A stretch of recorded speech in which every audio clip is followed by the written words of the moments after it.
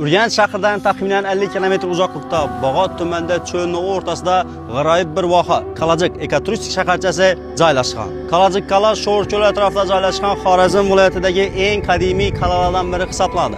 Aynan mana shu ko'rib turgan devorlaringizni balandligi 14 metr, eni esa 2,5 metrni tashkil etadi. Shaharcha hududida 2 dona asosiy diqqatga sazovor bo'lgan joylar mavjud. Birinchisi 3000 yillik tarixga ega bo'lgan qala bo'lsa, ikkinchisi esa aynan mana shu ko'rib turganingiz shifobaxsh Sho'r cho'li hisoblanadi. Aytishlari bo'yicha bu yerda revmatizm, bel, bo'g'im og'rig'i va ko'l suvi tarkibidagi foydali elementlar yurak-qon tomir tizimini faoliyatini yaxshilashadi. Qon aylanishini barqarorlashtirish uchun juda yaxshi tabiiy iqlim sharoiti mavjud bo'lganligi uchun odamlar ko'la qadim zamonlardan beri davolanish uchun keladilar. Eng qiziq aynan mana shu cho'l o'rtasida joylashgan ko'l haqida ko'plab taxminlar mavjud, lekin hech biri isbotlanmagan.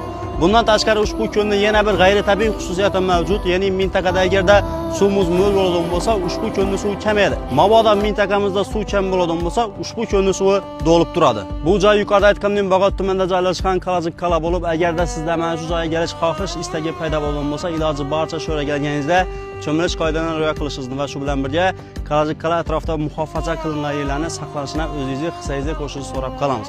Videoni esa kim bilan Kalajik qalaga kelishni xohlasangiz, barcha e'tiboringizni berib qo'yishingiz mumkin.